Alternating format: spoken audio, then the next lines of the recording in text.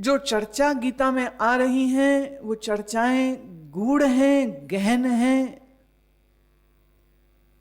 और चूंकि हमने उठाई हैं तो हम बोलेंगे तो सही उसके ऊपर, पर ऐसा कहना आवश्यक लग रहा था कि आप समझें इस बात को कि जैसे एक प्रेमी अपनी प्रेयसी को प्रसन्न करने के लिए सब कुछ करता है, तैसे ही एक शिष्य के जीवन का लक्ष्य यह होना चाहिए कि मेरे गुरु की प्रसन्नता किस में हो, कि मेरा गुरु प्रसन्न रहेगा तो अपने हृदय के सभी रहस्य मुझको कहेगा, जैसे कृष्ण अर्जुन को कह रहे। तो ये 2 श्लोक जो हैं ये मैंने पहले लिए, नियम अनुसार 9वां ही शुरू करना है, वही अभी हम करेंगे, पर इस आधार को याद रखना। ख्याल रहे प्रेम विहीन अगर कोई सुनता भी है, जैसे जिस समय श्री कृष्ण बोल रहे थे, क्या उस समय उनके आसपास अन्य दूसरे योद्धा नहीं सुन रहे थे? चलिए बाकी योद्धा नहीं सुन पा रहे थे तो नहीं सुन पा रहे थे, लेकिन अर्जुन के रथ पर जो ध्वजा थी उसमें हनुमान जी का चिन्ह था, और जैसे रावण के साथ युद्ध करते समय हनुमान राम के साथ रहे हैं, ऐसे ही अब श्री कृष्ण हैं तो हनुमान जी भी पहुंच गए थे कि युद्ध कोई होगा तो मैं तो साथ में हूं ही तेरे। बोले तेरा ये युद्ध नहीं है तो मैं तो रहूंगा, तो ठीक है फिर ध्वज में चिन्ह रूप से बैठो। तो हनुमान भी है वहां पर,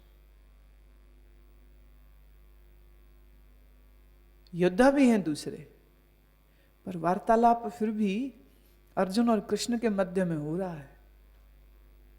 हा? और किसी व्यक्ति का नाम संजय ने धृतराष्ट्र को नहीं सुनाया। जो संजय देख रहे हैं वो यही देख रहे हैं कि कृष्ण अर्जुन को ज्ञान दे रहे हैं, अर्जुन पूछ रहे हैं, हनुमान का जिक्र क्यों नहीं, योद्धाओं का जिक्र क्यों नहीं? और एक बात और समझने की भी है कि कृष्ण कुछ बोल रहे हों तो ऐसा नहीं होना चाहिए था कि सब लोग माने भाग भाग के और पास में आ जाते, क्योंकि युद्ध तो भी शुरू हुआ नहीं है। और ये युद्ध बड़ा अनोखा था, शाम के बाद सब इकट्ठे बैठ के खा पी भी लेते थे, एक दूसरे के शिविरों में भी चले जाते थे। कैसा युद्ध है देखो ये, तो अभी तो युद्ध शुरू नहीं हुआ। और सोचिए कि कृष्ण कुछ ज्ञान दे रहे हों तो भीष्म पितामह क्या भाग के ना आए होते? क्या युधिष्ठिर ना आया होता? क्या नकुल और सहदेव वो ना आके बैठ जाते पास में? कितने ही तो व्यक्ति कृष्ण के भक्त हैं पर कोई नहीं बैठ रहा।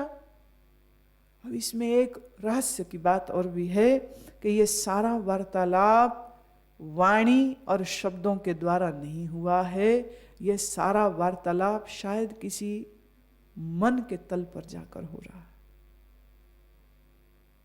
It is not a verbal communication, मन से मन का है। संजय को यह शक्ति वेद व्यास जी ने दी थी कि वो सब देख पाएगा, सब समझ पाएगा, सब सुन पाएगा, और जैसा जैसा उसको दिखा समझ में आया वैसा वैसा उसने धृतराष्ट्र को बताया। और भगवत गीता लिखी है श्री वेद व्यास जी ने, सुनी सिर्फ अर्जुन ने है, संजय ने देखी है।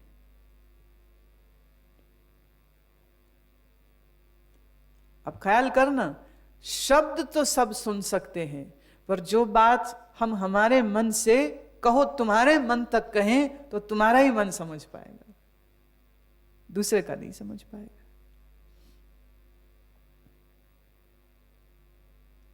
प्रेमियों के नजरों से भी बातचीत हो जाती, बोलते कहां है?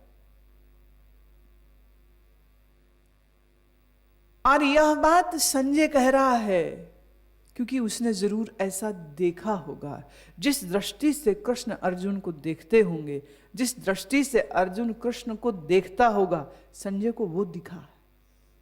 और वेद व्यास के दिए हुए आशीर्वाद और शक्ति के कारण वो समझ भी पाया कि इनके मध्य में हुआ क्या। पर एक और अद्भुत बात कह दूं, इस ज्ञान को सुनकर के मोह नष्ट सिर्फ अर्जुन का हुआ, संजय का नहीं हुआ, धृतराष्ट्र का नहीं हुआ।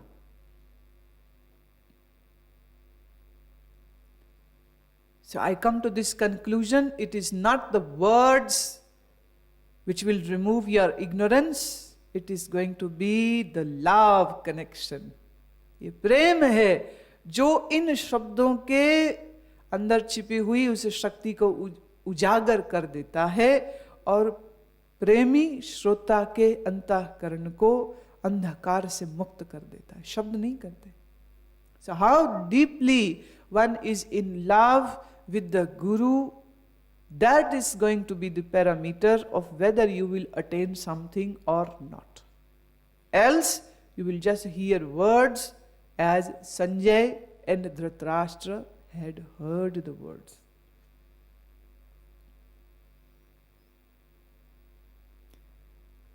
कई जगह मैंने सुना, कई लोग वो बोलते गीता क्लास, गीता की टीचिंग होती है, गीता क्लास होती है, गीता के ट्यूटोरियल होते हैं। Let me say this, Gita is not subject of tutorials and teachings and it can not fit into the limitations of a class word.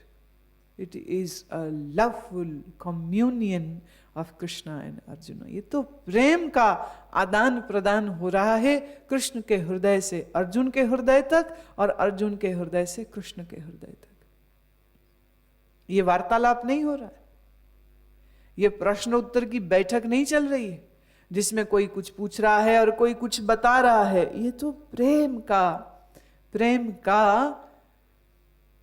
आदान प्रदान हो रहा है। तो प्रेमियों को समझ आएगी ये बात कृष्ण की। जो खाली अपनी बुद्धि में ज्ञान के सूत्रों को भर के ज्ञानी होने का अभिमान लेना चाह रहे हैं, गीता उनसे उतनी ही दूर है जितना एक मरे हुए व्यक्ति के लिए प्राण दूर होता है।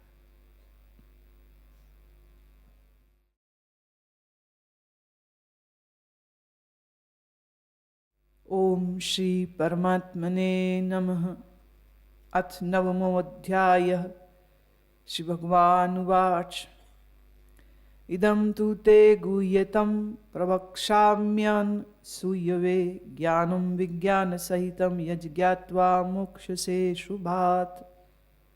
तुझ दोष दृष्टि रहित भक्त के लिए इस परम गोपनीय ज्ञान को रहस्य के सहित कहूंगा कि जिसको जानकर तू दुख रूप संसार से मुक्त हो जाएगा। ये विश्वास प्रभु दे रहे हैं कि जो बात मैं कह रहा हूं इस बात के फल स्वरूप तेरे समस्त दुख दूर हो जाएंगे। और दुख निवृत्ति हेतु जो तूने मुझे प्रार्थना की कि प्रभु मेरा मार्ग मेरे लिए स्पष्ट कीजिए, मुझे क्या करना चाहिए, तो उसी को कहता हूं इन रहस्यों को सुनो। और ये परम गोपनीय रहस्य है और ये तुम्हारे लिए मैं कहता हूं क्योंकि तू, शब्द देखिए है, दोष दृष्टि रहित माने अनसूयवे, तेरे में कोई दोष नहीं।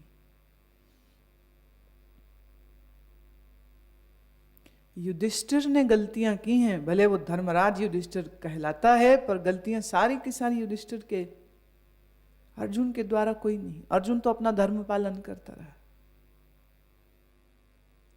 दोष कौन से होते हैं? दोष तीन हैं। इस मन के तीन दोष, मल, विक्षेप और आवरण। मल माने अशुद्धता, अभिमान, अज्ञान, यह मल, मैल। विक्षेप, मन का विचलित रहना। The oscillating mind is the biggest hurdle. जिसका मन विक्षिप्त है वो साधक नहीं हो सकता। आवरण, ये भी मन का, ये भी आपकी बुद्धि का एक दोष होता है। आवरण का अर्थ है पर्दा, अज्ञान का पर्दा। दोष रहित है तेरा अंतःकरण, माने अर्जुन के अंतःकरण में, मन बुद्धि में कृष्ण न मैल देखते हैं न विक्षेप। अभिमान नहीं तो मैल नहीं। और कृष्ण से वो अनन्य प्रेम करता है, क्योंकि प्रेम ही चित्त को विक्षेप रहित करता है। उपासना ही आपके चित्त को विश्रांति देती है। वह उपासना ईश्वर की हो, वह उपासना गुरु की हो, ये जो अनन्य चिंतन चलता रहता है, यह अनन्य प्रेम भक्ति आपके चित्त को विक्षेप के दोष से मुक्त करती है। रही बात आवरण की, अज्ञान की, अज्ञान का दोष तो दूर होगा ज्ञान से, और ज्ञान तो श्री कृष्ण दे ही रहे। तो जो दो दोष हैं, मल और विक्षेप, सो अर्जुन के चित्त में नहीं है। और कृष्ण कहते हैं चूंकि तेरे चित्त में यह दोष नहीं है, इसीलिए तुमको ये गोपनीय रहस्य मैं कह रहा हूं। अगर उसके अंदर मल और विक्षेप होते तो भगवान यही कहते कि अभी जाओ और मंत्र उपासना करो, इष्ट उपासना करो, मंदिर की सेवा करो, यज्ञ करो, दान करो इत्यादि। इन कर्मों से चित्त की शुद्धि होती है। हाँ, ये बात भी समझने की है। जिसके चित्त में मल और विक्षेप है, ऐसा व्यक्ति ज्ञान सुन ले तो भी उसका कुछ नहीं होने का, उसका मोह नष्ट नहीं होगा, उसका अहंकार विसर्जित नहीं होगा, उसको ज्ञान अनुभूति, आत्मा अनुभूति नहीं होगी। मल विक्षेप दूर होने जरूरी है। जिसके चित्त में राग द्वेष और विक्षेप है, उसे आत्मज्ञान होगा। क्या बात करते भाई। मन की मैल को दूर करने के लिए शास्त्रों ने कहा सेवा करे, निष्काम कर्म करे। जो सेवा नहीं कर सकता है, जो सेवा से चोर है, जो सेवा से भागता है, ऐसा आदमी ज्ञान का लाभ कभी नहीं ले सकता। गुरु नानक के घर में तो यह परंपरा ही बन गई कि भाई आओ, पहले करो स्नान, फिर करो दान, फिर करो सेवा। हाँ, तन की सेवा, लंगर पकाओ, सबको खिलाओ, जमीन धुलाओ, सफाई रखाओ, और तन मन धन की सेवा करे। पहले स्नान, फिर दान, फिर कीर्तन। फिर कीर्तन। कीर्तन क्या है? ईश्वर की स्तुति है, ईश्वर की वंदना है, जिसे सुनते सुनते मन के विक्षेप दूर होते हैं। और फिर है ज्ञान। पर चूंकि लोग इस मल विक्षेप को ही दूर नहीं कर पाते हैं, इसलिए अक्सर कर गुरु घरों में दो ही चीजों की प्रधानता रह गई, और वो है एक सेवा की, दूसरे दान की। एक सेवा और दूसरे दान। तो जितने भी सिख हैं, उन्हें ज्ञान की कोई समझ हो ना हो, लेकिन उन्हें सेवा की समझ है, उन्हें कीर्तन की समझ है, दान देने की समझ है, और लड़ मरने की समझ है। जरूरत पड़ जाए गुरु के लिए मर, नाम लो तो सही। कनाडा में एक मंदिर के ट्रस्टी मुझसे कहते हैं, कहते जी यहाँ पर गुरुद्वारे तो इतने बन रहे हैं कि क्या ही बात है, और ये हमारा एक मंदिर है इस एरिया का, तो इसी को चलाना बड़ा मुश्किल हो जाता है। बोले जितने भक्त आते हैं, वो जो कोई पंडित से पूजा कराते तो पंडित को दक्षिणा दे जाते हैं, और भगवान के सामने वो पैनी चढ़ाते। पैनी is the lowest denomination of Canadian currency, माने 1 पैसा 2 पैसा जो भारत का हो। तो बोले भगवान के आगे चढ़ाते पैनी, छोटे छोटे सिक्के, और जो पंडित से पूजा कराए या तो पंडित को जो दक्षिणा मिले उस पर तो हमारा अधिकार नहीं है। बोले मंदिर को खर्चे पूरे करने मुश्किल हो जाते हैं, और गुरुद्वारे जो है वो इतने बनते जा रहे हैं। मैंने कहा उसका क्या कारण है? कहते जी कारण क्या? कहते जी सिखों की गुरु भक्ति देखिए, एक बार बोले सही गुरुद्वारा बनाना है, बस इतना बार बोलने की बात है। बोले जितनी सिख संगत है वो अपना जो जेवर पहना हो वही उतार देंगे, जो चेक हो वही दे देंगे, जो बटुए में पैसा हो वही। माने ये जो गुरु भक्ति है, ये जो गुरु भक्ति है इनमें, माने गुरु के लिए कुछ भी कर सकता है। को मर जाओ तो मर जाओ, देना है तो दे दो। तो दान, स्नान और कीर्तन, इन 3 चीजों पर गुरु नानक ने बहुत जोर दिया था। कारण, जब तक ये मल विक्षेप दोष दूर नहीं होंगे तब तक ज्ञान क्या करेगा, क्या करेगा? ज्ञान कुछ नहीं करेगा। ज्ञान को जिस मन बुद्धि में तुम डालना चाहते हो, उस मन बुद्धि को शुद्ध तो करो पहले। अब तुम अपने आप से पूछो, क्या सेवा करते हो तुम? क्या?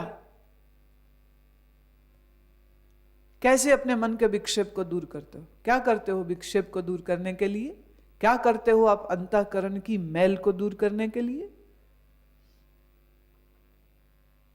ठीक है, हमने ऐसी व्यवस्था यहां करा रखी है कि आपको अगर बुलाते हैं तो आपके भोजन की, आपके सोने की, आपको गर्मी न लगे तो आपके लिए कूलर की, यहां तक व्यवस्था आश्रम के द्वारा आपको मिल रही होती है। आप क्या करते?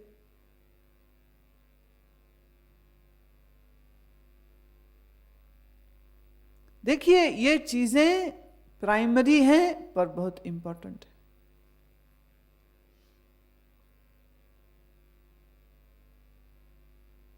बहुत जरूरी। अभी तो थोड़ा थोड़ा बड़ी मुश्किल से मैंने अपने इन लोगों को समझाया है, बड़ी मुश्किल से मैंने कहा भाई भोजन सात्विक रखो, नहीं तो पूर्व के वर्षों में तो भोजन के नाम पे क्या ईद होती थी यहाँ। क्या है, क्यों करते हो ऐसे? मत करो, बहुत हो गया, अब नहीं होगा। आप समझने आए हो, आप ज्ञान लेने आए हो, तो आपके पास ज्ञान लेने की तैयारी है? विचार सागर में स्वामी निश्चल दास जी ने कहा, मल विक्षेप जाके नहीं, किंतु एक अज्ञान। जिसके चित्त में मल विक्षेप ना हो और सिर्फ अज्ञान हो, वही इस तत्व ज्ञान को सुनने का अधिकारी है, और उसी को इस ज्ञान को सुन करके मनन और निधिध्यासन सहज से हो जाएगा, अनुभूति भी उसकी सहज से हो जाएगी। और जिसके मल विक्षेप नहीं है, जिसके मल विक्षेप है, उसके लिए क्या? उसके लिए ग्रंथकार कहते हैं कि फिर ज्ञानी गुरु को जब वो श्रवण कर रहा है, माने अभी तैयारी नहीं हुई, सीधे ही गुरु मिल गए और सीधे ही ज्ञान सुनने को मिल रहा है, तो जो साधन मल विक्षेप दूर करने के लिए पहले करने चाहिए थे, सो बाद में करे। ज्ञान जिस काल में सुन रहा हो, ज्ञान की जब साधना कर रहा हो, तब उस समय पर अपने मन की मैल को, मन के बिखरेपन को ठीक करने के लिए, विक्षेप रहित करने के लिए उसको प्रयास करते रहना चाहिए। सच बात तो यह है, कोई शिष्य अगर यह सोचता है मैंने गुरु के लिए यह सेवा की, तो आप किसी भूल में हो, तुम गुरु के लिए कुछ नहीं कर सकते हो। जब सेवा करते हो तो उसमें भी तुम्हारा ही स्वार्थ है, क्योंकि उसमें भी तुम्हारा ही लाभ है। सेवा किया तो चित्त तेरा शुद्ध हुआ, पर वो भी तब अगर सेवा करके अहंकार ना करे, मैंने कितनी सेवा करी। अभिमान रहित हो, निष्काम कर्म करने से मन की मैल दूर होती है। उपासना करने से विक्षेप दूर होता है। ये 2 दोषों को निवृत्त शिष्य को स्वयं करना पड़ता, और जिसने अपने मन से इन 2 दोषों को दूर नहीं किया है, उसको ज्ञान सुनकर के भी लाभ नहीं होता है। बस इतना ही लाभ होता है, मुझे पता है, मुझे पता है, मैंने सुनी है गीता, मुझे गीता के अब अर्थ आते हैं। पहले ही और था मैल, उस मैल में एक और मैल जोड़ दी, यही प्राप्ति हुई है। देखिए, इस बात का आपको स्वयं ही साधन करना पड़ेगा। तुम्हारे हिस्से की सेवा मैं नहीं कर सकती हूं, तुम्हारे हिस्से की उपासना मैं नहीं कर सकती हूं, वो तो तुम्ही को करनी। राज विद्या राजगुह्यम पवित्रमिदमुत्तमम प्रत्यक्षावगम धर्म्यम सुसुखम कर्तुम व्ययम। यह ज्ञान सब विद्याओं का राजा है, सब गोपनीयों का भी राजा है, अति पवित्र है और उत्तम है, और ये प्रत्यक्ष फल देता है, यह धर्म युक्त है, साधन करने में बड़ा सुगम है और अविनाशी है। समझ लग रही है मैंने 10वें का पहले वो 2 श्लोक क्यों लिए? प्रेम, राजविद्या, राजविद्या अति गोपनीय, प्रत्यक्ष फल देने वाली, ये महाशक्ति है। तो ये महाशक्ति सिर्फ प्रेमियों को दी जा सकती है और प्रेमियों को ही मिलती है, दूसरों के पास सिर्फ शब्द आते हैं।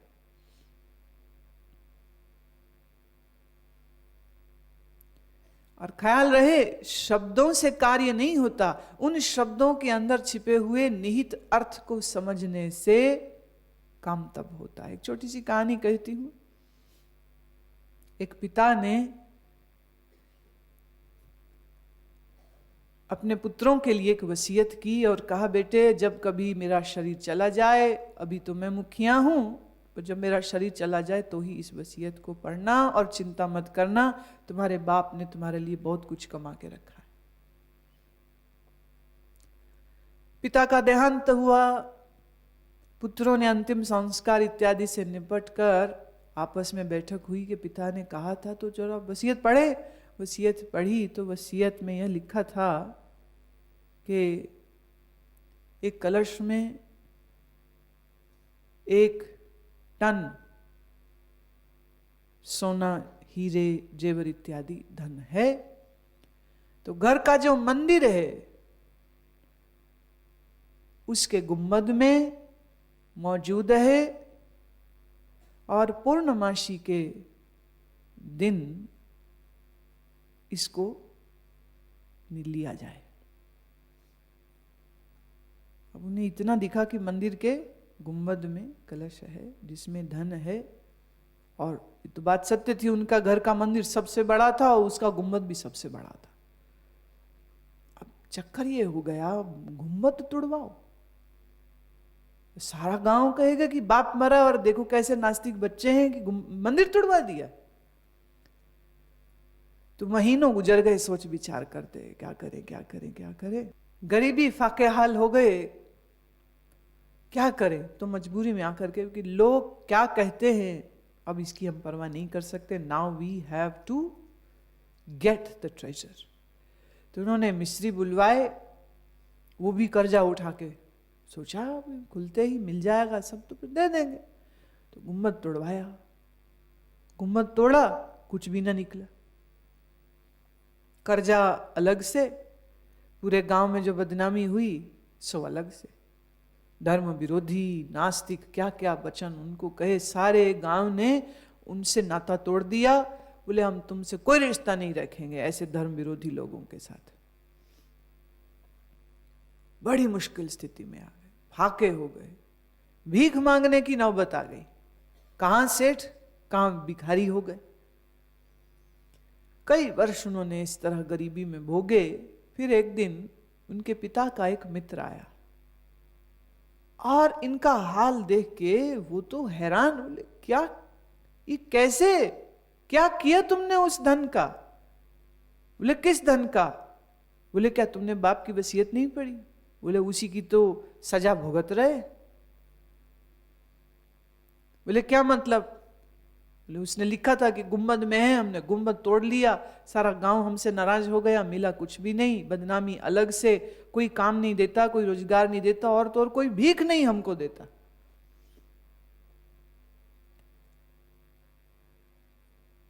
उसने कहा आप जरा वो वसीयत वापस दिखाओ, मैं देखना चाहता हूं। बोले देख ले, हमारे पिता ने तो हमारे साथ ऐसा बदला लिया है, तो देख ले उसको।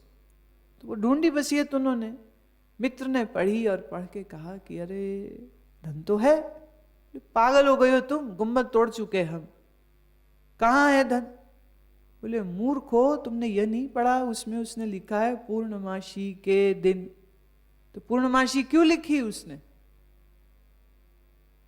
ये तो नहीं समझ लगी। कहते अब गुंबद वापस बनाओ। कहाँ से बनाए? कह रहे कुछ करो, अभी गुंबद वापस बनाना ही पड़ेगा, तभी धन मिलेगा। फिर वापस गुंबद बनाया। कह रहे अब, कह रहे पूर्णमासी की इंतजार करो। पूर्णमासी आई तो पूर्णमासी के आने पर चंद्रमा की किरणों के मंदिर पे पड़ने से जहां परछाई पड़ी, उस परछाई के स्थान की जब खुदाई की गई तो वहां धन मिल गया। पूर्णमासी क्यों लिख रहे? पूर्णमासी के समय पर जहां आए एग्जैक्टली उसने ऐसी जगह में अपने धन को छिपाया कि जल्दी किए। मेरे बाप ने ऐसा क्यों किया? बोले इसलिए कि तुम्हारी अकल देख रहा था और तुमने साबित किया कि तुम मूर्ख हो। और अब इस धन का तुम्हें मैं उपयोग तब तक नहीं करने दूंगा जब तक मैं तुम्हें व्यापार में भी ट्रेंड नहीं कर दूं। ये बात तो तय हो गई। और मेरे मित्र ने कहा था कि मेरे मरने की खबर मिले तो उसके कुछ समय बाद जरूर मेरे बच्चों को देख लेना। अगर तो वो अकलमंद दिखेंगे, कैसे दिखेंगे? अपने धन, अपने यश। और अगर वो धनी और यशस्वी न दिखे तो जानना कि इन्हें तुम्हारे परामर्श और तुम्हारी ट्रेनिंग की जरूरत होगी। सब अपने मित्र को दिए वचन को मैं पूरा करता हूं। धन तो मिल गया, तो फिलहाल तो अपनी थोड़ी गरीबी ठीक कर लो, लेकिन इस पूरे धन का उपयोग तुमको तभी करने दूंगा जब तुमको अकल भी आ जाए, उसके पहले नहीं देता।